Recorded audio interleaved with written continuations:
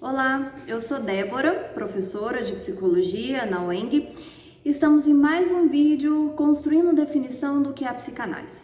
Nos vídeos anteriores, nós entendemos que a psicanálise é a articulação entre três elementos: a teoria, a clínica e a pesquisa. Hoje nós vamos adentrar no campo da clínica. A respeito da clínica, nós precisamos entender que o Freud iniciou o seu trabalho para o desenvolvimento de uma nova ciência em que a clínica psiquiátrica clássica e a neurologia estavam em seu apogeu. Os primeiros estudos de Freud tratavam sobre os efeitos da cocaína e os processos das afasias, recebendo influências pelas experiências de Charcot com a técnica da hipnose.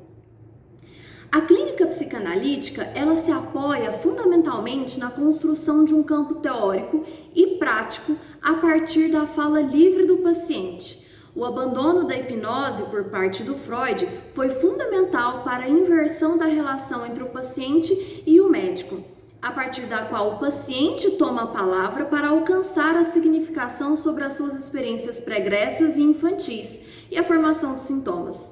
O abandono da hipnose, portanto, foi fundamental para deixar o paciente numa condição de fala livre. E foi por esse motivo que a paciente Anna O. de Breuer, que foi encaminhada a Freud, como vimos nos vídeos anteriores, denominou o método psicanalítico como cura pela fala. A partir da experiência clínica e os estudos que abordavam as diferentes áreas do conhecimento, foi possível a construção de uma prática clínica fundamentada nos próprios conceitos, a partir da interpretação dos fenômenos inconscientes, bem como a observação sobre os fenômenos da resistência e transferência tão presentes no processo analítico. Hoje vou comentar com vocês sobre a articulação de três elementos fundamentais e importantes para a nossa prática clínica, que são a associação livre, a transferência e a resistência. A associação livre se configura como a regra fundamental do tratamento em psicanálise. Vocês vão ouvir dizer muito sobre esse termo. A regra de ouro da psicanálise, a regra fundamental da psicanálise é a associação livre. Nesse processo, o paciente conta ao analista tudo o que lhe ocorre à mente, sem hesitação, tentando não omitir nada. O método da associação livre poderia atingir com mais facilidade os elementos que estavam na condição de libertar os afetos, as lembranças e as representações. A associação livre, portanto, é o único meio pelo qual as resistências à fala aparecem. A associação livre é o dispositivo do Estatuto do Inconsciente, que é estruturado como uma linguagem de acordo com a psicanálise lacaniana. E impõe ao analisante uma tarefa de decifração do saber inconsciente, sustentada pela transferência com o analista. A entrega do paciente à associação livre fornece um material de análise para interpretação e que levam a descobrir alusões às experiências reprimidas, derivadas de impulsos afetivos recalcados e as reações contra os mesmos. A associação livre marca o início de cada psicanálise.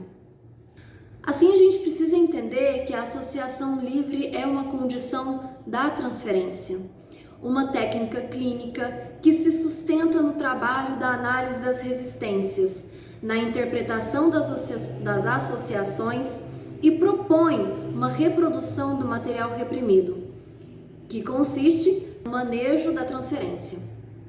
A transferência foi um elemento até então ignorado por Freud até o caso Dora, publicado em 1905. Foi só no pós-fácil dessa obra que o Freud propôs certa preocupação sobre a relação entre o paciente e o analista, advertindo-se que o empenho antecipado sobre a transferência e a análise das resistências nessa relação daria novo desfecho ao caso. É a partir da transferência que o sujeito é convocado a falar, a resistir à fala no contexto da situação analítica. A transferência ela não é exclusiva da psicanálise ou da relação analítica. Ela está presente em todas as relações que o sujeito estabelece no seu cotidiano e com o mundo.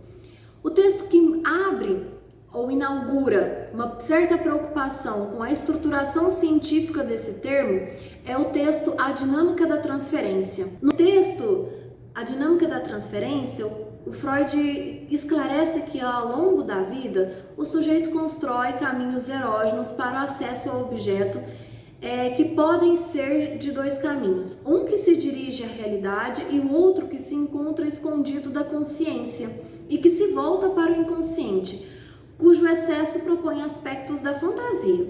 Ao considerar que a transferência não é a exclusividade da relação médico e paciente, Freud compreensão de que ao se aproximar de uma outra pessoa, o sujeito antecipa ideias libidinais não satisfeitas anteriormente e que tende a exprimir nessa outra pessoa, seja na figura do médico, a satisfação dessas ideias amorosas. Na transferência, surge uma nova forma de resistência, que deve ser compreendida como um veículo de cura e condição para o tratamento em psicanálise. Assim, a gente precisa entender que cada paciente tem um estilo próprio de conduzir a vida erógena, a depender da disposição inata e influências sofridas durante os primeiros anos de vida. Apenas uma parte dessa vida erógena passou por desenvolvimento psíquico, sendo a outra parte dirigida à realidade e está à disposição da personalidade consciente. A outra parte é mantida totalmente inconsciente e deslocada da consciência, a não ser pela fantasia. Dessa forma, a catexia libidinal do paciente, que se encontra parcialmente insatisfeito, pode se dirigir à figura do médico para encontrar partes dessa satisfação. A transferência é, portanto, uma antecipação das ideias conscientes e inconscientes na figura do médico. A transferência, portanto, trata-se de uma demanda de amor por parte do paciente ao analista. E investindo essas impressões e expectativas de amor, o paciente espera um reconhecimento na figura do médico ou do analista. E dessa forma, pode ser vivenciada a resistência por parte do paciente, seja no sentido de não correspondência desse amor investido ou direcionando a hostilidade com interrupção do tratamento, como foi o caso da Dora. Também pode ser inviabilizado o acesso a alguns materiais psíquicos que podem ser perturbadores quando alcançados a consciência, devido ao seu conteúdo aversivo, fazendo com que o paciente evite ou hesite a fala livre. Freud indicou em 1915 que a direção do tratamento deve ser de abstinência. Isso quer dizer que o analista não deve corresponder à demanda tal como o paciente solicita. A demanda do paciente é uma demanda de amor e ele pode ter consequências desastrosas à análise. A relação de transferência estabelecida do analista e analisante favorece o retorno de afetos do material reprimido da consciência e que podem ser encontradas nas ações desempenhadas pelo paciente dentro e fora da situação analítica. A transferência é uma forma de atuação em que o paciente recorda daqueles conteúdos que ficaram reprimidos da consciência ou que foram por ela encobertos. A transferência é uma forma de reprimir a compulsão à repetição, transformando-a em uma recordação que depende do manejo da transferência. A transferência, portanto, é uma substituição temporária da neurose por uma neurose de transferência, em que o processo terapêutico é realizado. Nessa condição, a transferência cria uma região intermediária entre a doença e a vida real, tornando a condição da análise do tratamento analítico acessível de intervenção. Nesse estado, Freud propõe a seguinte definição: a transferência trata-se de um fragmento de experiência real, mas um fragmento que foi tornado possível por condições especialmente favoráveis, e é de natureza provisória. A partir das reações repetidas exibidas na transferência, somos levados ao longo dos caminhos familiares até o despertar das lembranças que aparecem sem dúvida, por assim dizer, após a resistência ter sido superada. Resistência, nosso próximo e último tema dessa análise. O termo resistência tem uma certa ambiguidade para a psicanálise, porque tem a ver com aquilo que o paciente evita comunicar ao analista, ou seja, aquilo que ele evita em associação livre, mas ao mesmo tempo essa resistência é um material que o analista precisa analisar, é aquilo que ele toma como ferramenta de trabalho, sendo que é a partir da análise das resistências que é possível o acionamento, o entendimento das ressonâncias da fala do paciente. O termo resistência ele foi trabalhado pela primeira vez na obra Estudos sobre a Histeria, em que o Freud traz a análise do caso da Elizabeth e considera que a resistência é uma forma de reprodução das lembranças.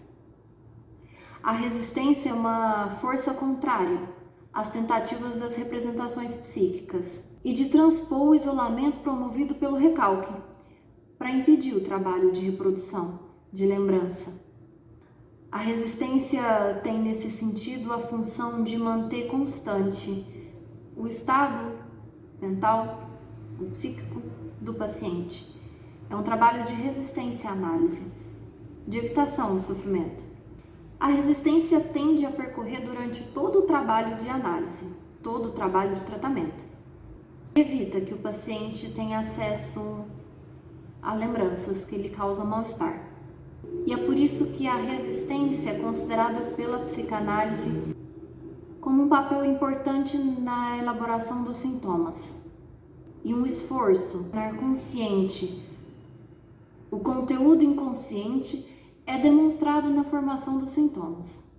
Isso que o efeito patogênico da resistência é a repressão. Alguns pacientes tomam muito cuidado sobre o que vão dizer durante o tratamento, tentando eles selecionar deliberadamente as suas falas e os seus pensamentos e todo o material que vai ser comunicado. O processo de resistência torna isso possível, a partir do qual ele evita toda a fala e todo o pensamento que lhe aparece como desagradável. Assim, à medida que o paciente é colocado na situação de associação livre, ele resiste à fala. Despreza certos pensamentos que podem o colocar em uma relação conflituosa. Assim, o paciente resiste à fala, evita a comunicação que pode colocá-lo em uma situação desagradável na transferência com o analista. Assim, nós podemos entender que a transferência é a primeira forma de resistência. A análise do material reproduzido, então, na transferência, sua relação com os processos de resistência, fornecem o material para o acesso às formações patogênicas do paciente e suas significações. Assim, propondo a articulação entre esses três elementos, associação livre, transferência e resistência, nós devemos entender que, para que o tratamento tenha um andamento esperado, é necessário que o paciente se entregue à associação livre, de forma que o analista, no manejo da transferência, possa construir situações favoráveis de superar as resistências. Essas resistências, elas nem sempre são reconhecidas pelo paciente sem a intervenção do analista. As elaborações das resistências, portanto, são parte do trabalho analítico e provoca os maiores efeitos sobre o paciente, distinguindo a psicanálise dos outros formas de tratamento por sugestão. Então, aqui hoje nós construímos um entendimento sobre o funcionamento da clínica psicanalítica a partir de Freud, na articulação de três elementos fundamentais: a associação livre, a resistência e a transferência. No próximo vídeo, nós vamos conversar sobre a pesquisa em psicanálise. Obrigada pela sua paciência de assistir esse vídeo até o final e eu te espero no próximo vídeo.